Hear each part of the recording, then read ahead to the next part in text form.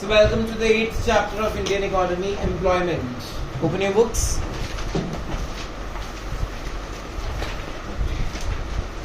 The very first topic is who is a worker?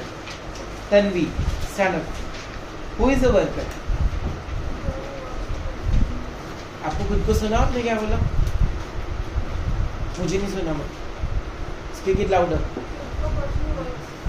A person who works is a worker. And self-employed people are not workers. They are workers. Am I a worker?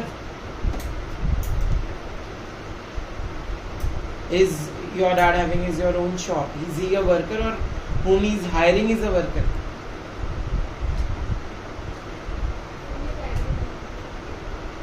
मतलब self-employed people are not workers according to you. Read out.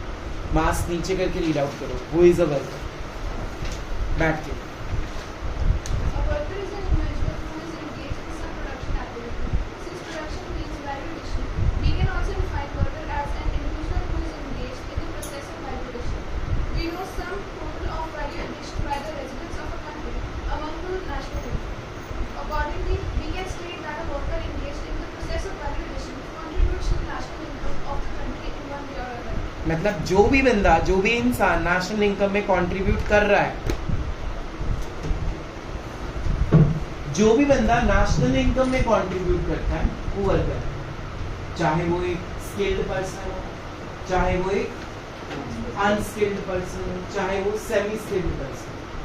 Skilled मतलब जिसके पास knowledge है, skills है, अपना एक्सपर्टिज्म है, अपनी theoretical knowledge है, degree है उसके पास. समझ आ रहा है? सेमी स्किल्ड मीन्स किसी चीज में वो स्किल्ड है, किसी चीज में वो स्किल्ड नहीं है, क्योंकि हर बंदा हर एक चीज में एक्सपर्टाइज नहीं हो सकता.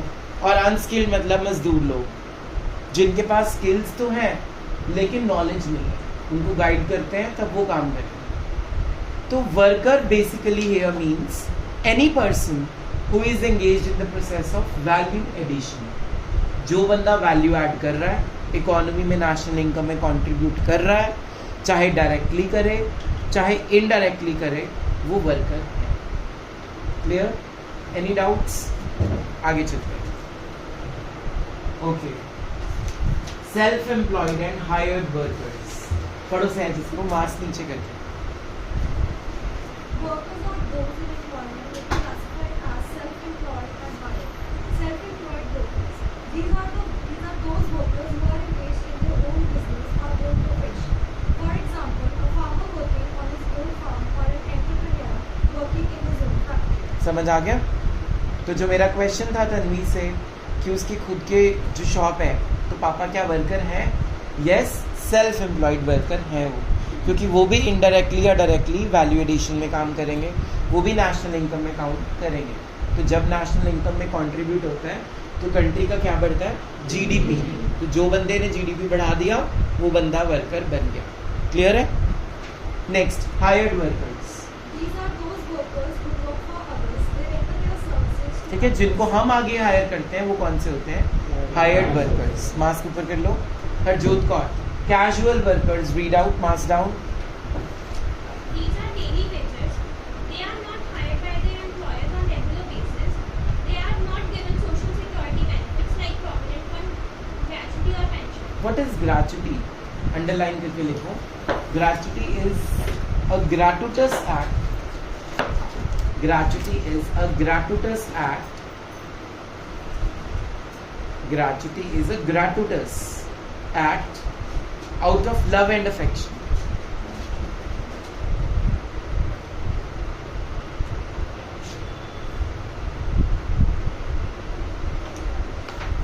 एनसीईआरटी में एक और वर्ड भी ऐड किया हुआ है उन्होंने, पर्क्विजिट्स. वो भी कॉमा डाल के लिख लेना. पर्क्विजिट्स. PERQ U. आगे तो आते होंगे. पर्क्विजिट्स. इसको शॉर्ट फॉर्म में बोलते हैं पर्क्स. क्या बोलते हैं? पर्क्स. चॉकलेट वाला पर्क की स्पेलिंग. ठीक है. पर्क्विजिट्स का मतलब और ग्रेचुटी का मतलब अलग अलग होता है. ग्रेचुटी का मतलब होता है आउट ऑफ लव अफेक्शन, मैंने उस एम्प्लॉय को कुछ पैसे दे दिए क्योंकि उसने मेरे यहाँ इतने साल जॉब की है, तो मैंने out of that love and affection उसको कुछ अमाउंट ऑफ मनी पे कर दी. उसको क्या बोलते हैं हम? ग्रेचुटी। पेंशन का मतलब सबको पता होगा, जब जॉब खत्म हो जाती है उसके बाद भी आपको थोड़ी बहुत सैलरी घर पे आती रहेगी, उसको क्या बोलते हैं, पेंशन। अब थर्ड वर्ड मैंने क्या बताया, पर्क विजिट्स। पर्क्स का मतलब होता है आपने उसको फोन दे दिया, आपने उसको लैपटॉप दे दिया, कार दे दी, ये होते हैं पर्क्स। समझ आ गया सबको? रेगुलर वर्कर्स आर जो read out. These are on permanent payroll of their employers. They are entitled to all social security benefits, including pension, gratuity and provident fund. तो रेगुलर वर्कर्स में ये सब कुछ मिलता है, और जो कैजुअल वर्कर्स हैं उनको ये सब नहीं मिलता। हमने पढ़ा कैजुअल वर्कर्स में they are not given social security benefits. अगर आपको याद हो नेशनल इनकम का एक टॉपिक हमने उसमें पढ़ा था, employers contribution toward social security schemes. तो ये सोशल सिक्योरिटी बेनिफिट्स वही चीज़ थी। दूसरी चीज़ इसमें मैंने बताई कि जो रेगुलर वर्कर्स हैं उनको सब कुछ मिलेगा। जो गवर्नमेंट एम्प्लॉयज़ होते हैं उनको ग्रेचुटी मिलती है, उनको पर्क विजिट्स मिलते हैं, उनको घर मिलता है रहने के लिए, उनको रेंट मिलता है। अगर आप किसी किराए के घर पे रह रहे हो तो उनको रेंट भी मिलेगा उनको, ठीक है, और भी बहुत सारी फैसिलिटीज़ उनको मिलती है। लेकिन जो कैजुअल वर्कर्स होते हैं जिनको हम नॉर्मली रख लेते हैं उनको हम ये सब कुछ बेनिफिट्स प्रोवाइड, यही फ़र्क है दोनों में। कैजुअल वर्कर्स है रेगुलर एम्प्लॉयज़ बट उनको ये सब बेनिफिट्स नहीं मिलते, और रेगुलर वर्कर्स वो तो हैं ही रेगुलर बट उनको ये बेनिफिट्स मिलते हैं। तो नॉर्मली स्किल्ड लोगों को ये बेनिफिट्स मिलते हैं और अनस्किल्ड लोगों को इतने बेनिफिट्स नहीं मिलते। तभी कहते हैं पढ़ाई कर लो स्किल्ड बन जाओ। Next, labour supply, labour force, work force, unemployment and participation rate. Indian economy का हम चैप्टर पढ़ रहे हैं, एम्प्लॉयमेंट, पेज नंबर 243। टॉपिक का नाम है labour supply, very very important topic. Anuj read out. Labour supply, Labor supply refers to the amount of labor that the workers are willing to offer corresponding to a particular wage rate. You may be able to work 10 hours a day, but willing to work only for 6 hours a day to a particular wage. Labor supply thus is measured in terms of man hours or work. It is always estimated in relation to wage rate. Labour supply का मतलब होता है, जैसे अब मैंने आप लोगों को पता ही होगा, मुझसे ज़्यादा नॉलेज है आपको, कनाडा में या कहीं भी किसी भी कंट्री में एक पर्टिकुलर आवर्स दे देते हैं कि हफ्ते में आप इतने ही घंटे काम कर सकते हो। उसको लेबर सप्लाई बोल रहे हैं। जो भी डॉलर का रेट चल रहा होगा उस वेज रेट के अकॉर्डिंगली उसको मेजर करके पेमेंट करते हैं। और नॉर्मली एक दिन में कितने घंटे माने जाते हैं वर्किंग? 8 आवर्स। कितने माने जाते हैं? 8 आवर्स अ डे। तो 8 घंटे काम हर बंदा इजीली कर सकता है, लेकिन कई लोगों में इतनी एनर्जी है वो 14 घंटे भी कर सकते हैं। तो हम उनको करने नहीं दे रहे, कर सकते हैं वो इतने घंटे काम, लेकिन हमने कितना रूल बना दिया? 8 आवर्स। तो अगर मान लो एक बाहर वाली कंट्रीज़ में आजकल क्या चलता है कि जैसे तुमने 14 घंटे काम करना ही करना है, तो तुम्हें वो वाइट मनी नहीं देंगे, उसके लिए तुम्हें in the form of cash, dollars in the form of cash पे कर देंगे फॉर ओवर टाइम। समझ आया? तो लेबर सप्लाई को हमेशा वेज रेट के अकॉर्डिंगली मेजर करते हैं। किसके अकॉर्डिंगली मेजर करते हैं? वेज रेट के अकॉर्डिंगली मेजर करते हैं। और इसका क्या बेसिक मीनिंग होता है?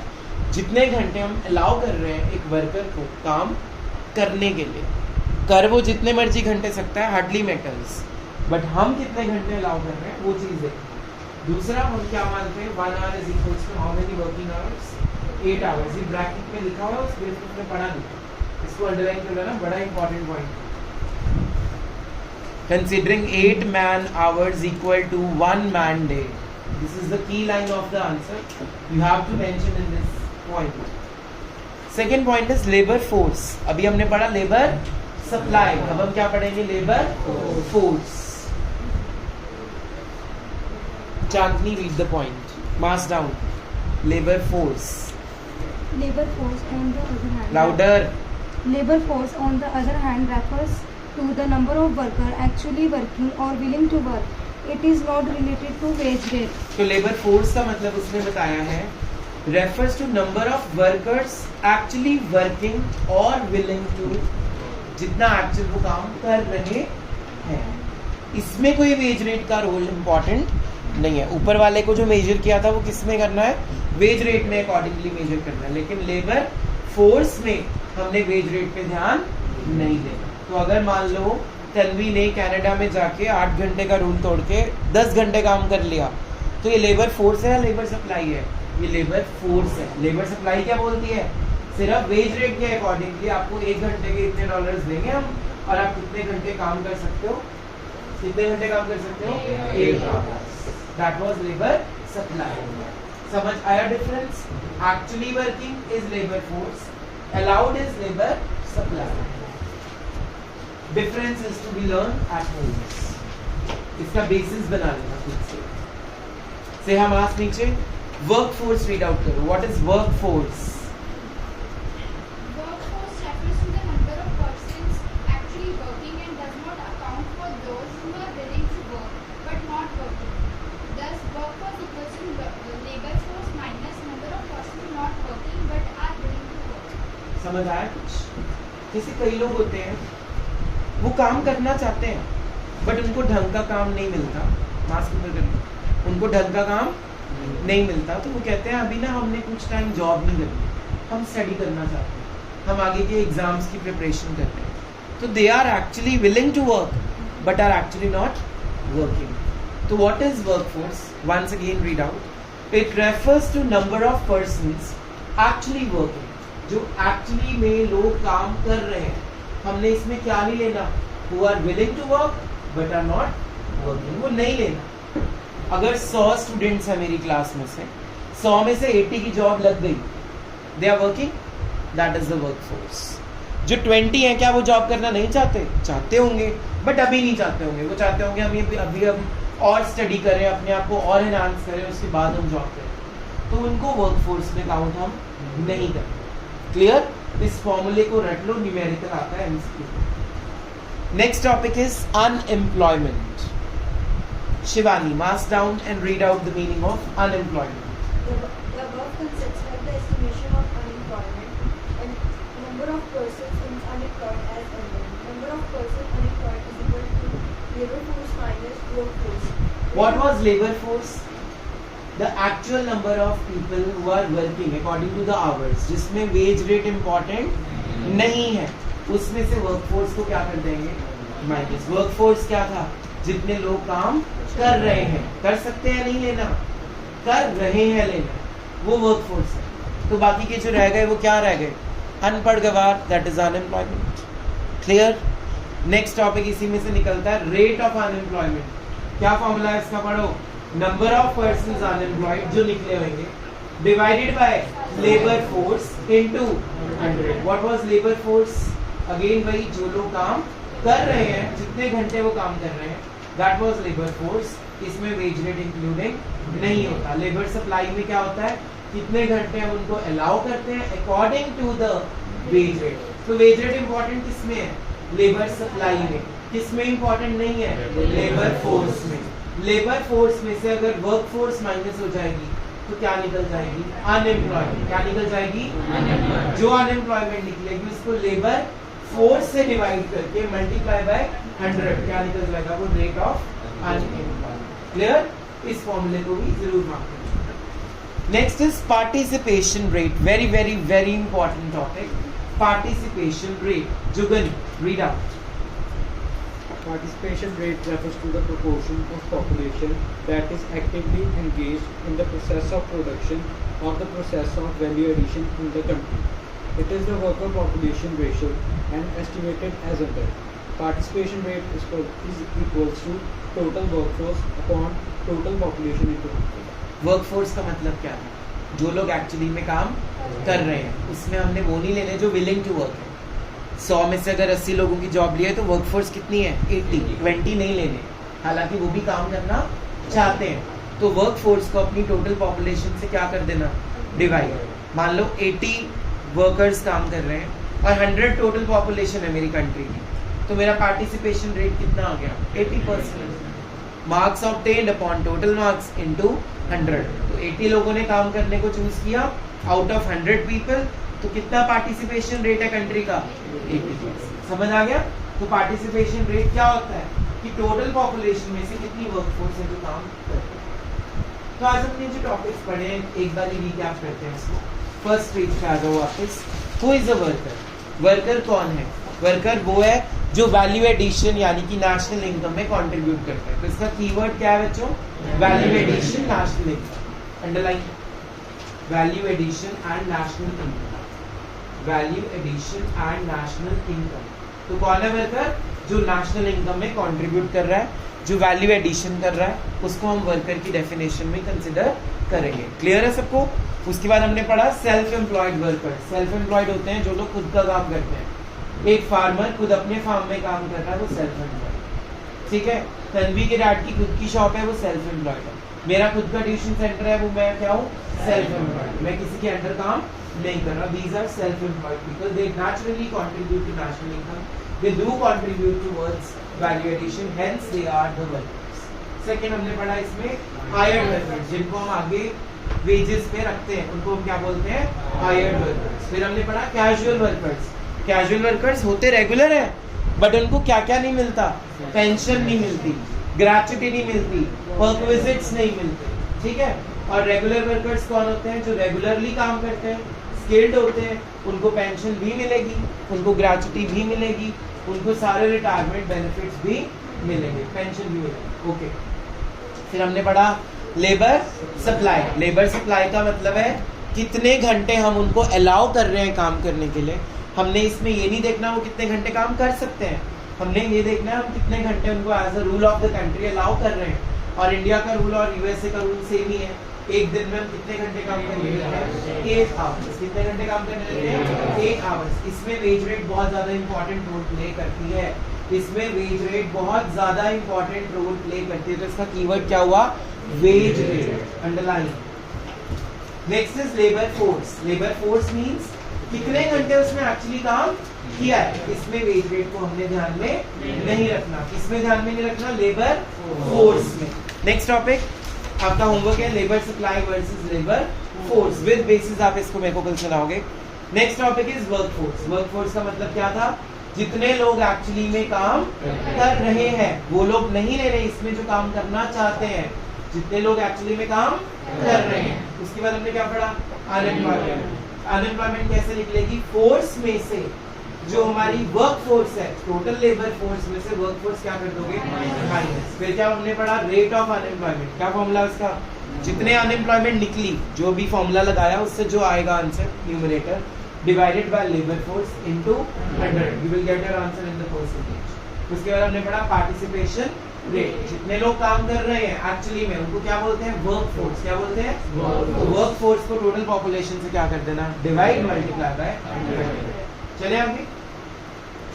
Size of workforce in India. यहाँ पे थोड़ी सी तारीफ है इंडिया की। Let's start. India has a workforce of 471 million of persons. Learn कर लेना। 77% of workforce comprises of male workers. अगर 100 में से 77 मेल है तो फीमेल कितनी होगी? 23। Common sense. इसी में हम चाइल्ड लेबरर्स को भी इंक्लूड करेंगे। Male and female includes child labourers also. 75% यानी कि 3/4 जो वर्क फोर्स है वो रूरल एरियाज में, और जो बाकी की रह गई, अगर 75 रूरल है तो रह कितनी गई? 25 कहाँ पे होगी? अर्बन में। ओके सर, मेरा आपसे एक क्वेश्चन है कि रूरल में ज्यादा क्यों है work force?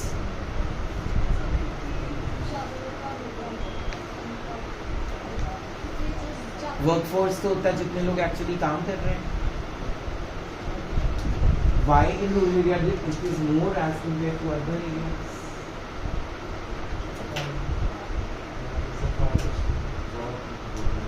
Farming. Okay. Agriculture में पता क्या क्या आ गया?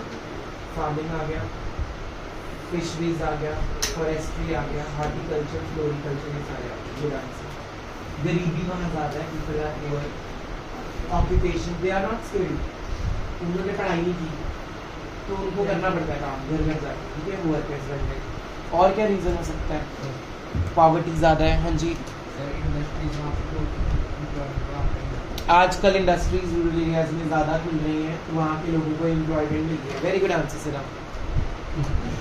इसके अलावा कोई और reason? Why workforce in rural areas is more urgent call illiteracy आ गया उसी में एजुकेशन में और कुछ फीमेल वर्कर्स को रूरल एरियाज में पढ़ने की इजाज़त नहीं मिलती जिसके कारण उनको वो फैसिलिटीज़ नहीं मिली जो मेल मेंबर्स को मिली उसके कारण भी गरीबी होने के कारण भी उनको घर घर जाके काम करना पड़ा ताकि पैसे कहीं से अर्न कर सकें this is also one of the biggest reason that why rural areas has more workforce as compare to urban okay so अगला टॉपिक ये देखो हमारा why is the bulk of our workforce rural based? This is simply because bulk of jobs are in rural areas. Does it mean bulk of our GDP is derived from rural economy? Obviously not. Paradoxically not. देखो उसने बोला हालांकि 75% जनता rural areas में workforce में है पर क्या GDP contribution भी उनका ज्यादा है? नहीं, उनका ज्यादा नहीं है. रीजंस पढ़ते हैं. Implying that more people are engaged in farming and allied activities but contributing less towards GDP. This means low productivity of the workers in rural areas. Low productivity implies low earnings, which is why there is a widespread poverty in the rural. वही जो reasons मैंने भी discuss किए हैं उन्होंने एक paragraph में बता दिए. देखो farming आया था कहीं से आंसर, ठीक है, एग्रीकल्चर आया था कहीं से आंसर, एलिड एक्टिविटीज को अंडरलाइन कर लो एग्रीकल्चर का मतलब बता रहे हैं मतलब इसमें सारा आ गया fisheries horticulture floriculture etcetera etcetera etcetera poultry farms also उसके बाद जीडीपी में कंट्रीब्यूट कम हुआ अंडरलाइन लेस जीडीपी कीवर्ड्स हैं ये low productivity third reason low earnings उसका reason low productivity and wide spread power तो ये सारे रीजंस बन गए आपके कि क्यों वर्कफोर्स रूरल एरियाज में ज्यादा. ओके अब मैंने जो हरजोत को एक पॉइंट बताया था फीमेल्स के ऊपर वही अगला टॉपिक है. देखो why is the percentage of female workers low and lower still in urban areas. ठीक है, पहला point female education in India is still a far right implying low opportunities for jobs. इनको पढ़ाई लिखाई नहीं कर पाई. Number 2, among most families in urban areas, job work for women is still governed by family decisions rather than individuals' own decisions, implying that even the available opportunities are not actually utilized. Harjot ने MBA की degree ले ली लेकिन उसकी शादी Orthodox family में हो गई. उसकी MBA क्या हो गई? वेस्ट. उसको वो जॉब नहीं करने देंगे क्योंकि यहाँ पे जो डिसीजन है वो हरजोत का नहीं है, इसका उसकी फैमिली का. तो ये रीजंस के करके भी वुमेन को अपॉर्चुनिटीज अगर मिल भी रही हो वो उनको अपॉर्चुनिटीज को प्रॉपर्ली क्रैक नहीं कर पाती. थर्ड रीजन ये हम डिस्कस कर चुके हैं already. Higher employment among women in rural areas is owing to wide spread poverty. Rural areas में वुमेन ज्यादा काम क्यों करते हैं? क्योंकि उनकी फैमिलीज क्या है? Poor. Female workers in rural areas are largely engaged in low paid and less productive jobs just to add to their family income. उनसे काम करवाया जाता है लेकिन उनको पैसे इतने नहीं मिलते क्योंकि उनके पास स्किल्स नहीं है, एजुकेशन नहीं है, इलिटरेट है. Many of them are given wages in terms of grains during the harvesting season. एक पंजाबी मूवी भी थी इसमें, वो कॉटन चुनने जाती है लड़की कहीं पे सीजनल, मुझे याद नहीं कौन सी मूवी थी, और वहाँ उसको उसका बॉयफ्रेंड मिलता है. हाँ ये नाम है. The season when they find most jobs, तो सीजनल जॉब्स मिलती हैं उनको.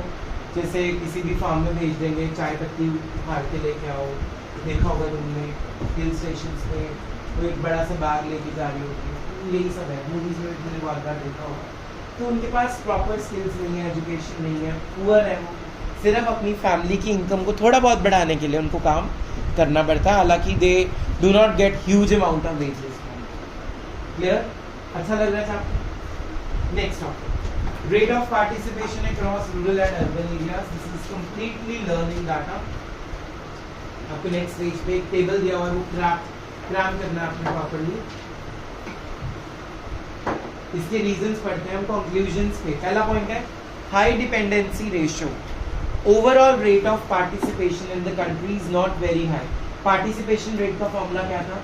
Workforce upon total population into 100. हमारी पार्टिसिपेशन रेट ज़्यादा नहीं है, क्योंकि कई लोगों के माइंड में बहुत ज़्यादा नखरे भी होते हैं, हमने जॉब नहीं करनी, हम अपना बिजनेस करेंगे, हम किसी के अंडर काम कर ही नहीं सकते। तो पार्टिसिपेशन रेट हमारी कंट्री में बहुत सारे रीजंस करके बहुत कम है। ठीक है, विमेन को जॉब नहीं करने देनी, है ना, डायलॉग होता है हमारे घर की बहुएं काम नहीं करेंगी, है ना। जो second point, high rate of participation but low level of productivity in rural areas. हालांकि वहाँ की विमेन ज्यादा काम कर रही है पर प्रोडक्टिव जॉब्स नहीं है।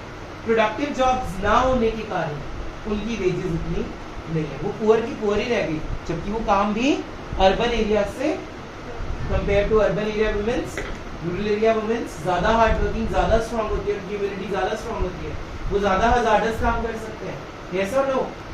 तो लेकिन फिर भी उनकी वेजेस उतनी नहीं मिलती जितनी अर्बन में मिल रहा है। इसीलिए जीडीपी का जो कंट्रीब्यूशन है वो रूरल से कम है और अर्बन से ज्यादा। Third point, high rate of participation for women in rural areas, ये हम पढ़ चुके हैं। इसमें डाटा पढ़ते हैं, out of every 100 women 18 women participate in employment, while in urban areas only 14 women are engaged in employment out of every 100 urban women. तो 18 women 100 में से रूरल में काम करती हैं और 14 अर्बन में काम करती हैं। तो किसमें पार्टिसिपेशन रेट ज़्यादा है? रूरल में। लेकिन फिर भी उनकी वेजेस ज़्यादा नहीं है, फिर भी उनकी प्रोडक्टिविटी ज़्यादा नहीं है, क्योंकि वो इलिटरेट, एजुकेशन वाइज उन पर बहुत सारे दबाव होते हैं। So, यही रीजंस उन्होंने दो दिए हुए आगे देखो। In rural areas, poverty compels women to avoid education and seek employment. Thus, employment even without education is a priority. बिना पढ़े भी वो लोग काम कर रहे हैं क्योंकि उनको पैसे की बहुत ज़्यादा जरूरत है। Second, where employment and not education is a priority, women tend to seek employment at an early age. This also raises the rate of participation in the rural areas. वहाँ पे छोटे छोटे बच्चों को भी काम पे काम वाली बना के भेज देते हैं। ठीक है, तो ये भी रीजन है कि वो काउंट हो गए, पार्टिसिपेशन रेट हमारा बढ़ गया। This is also one of the reason. उनको पढ़ाई लिखाई से ज़्यादा काम में लगा देते हैं स्टार्टिंग से। So preference for even less productive jobs sets in motion vicious cycle of low productivity, low wage rate, high rate of participation in rural areas. It works like this, entry into jobs without education, बिना पढ़ाए उनको job में लगा दिया। Less productive jobs, अब बिना पढ़े job पे लग रहे हैं तो प्रोडक्शन तो वो कर नहीं पाएंगे अच्छे से, जिसके कारण उनको वेजेस मिलेंगी।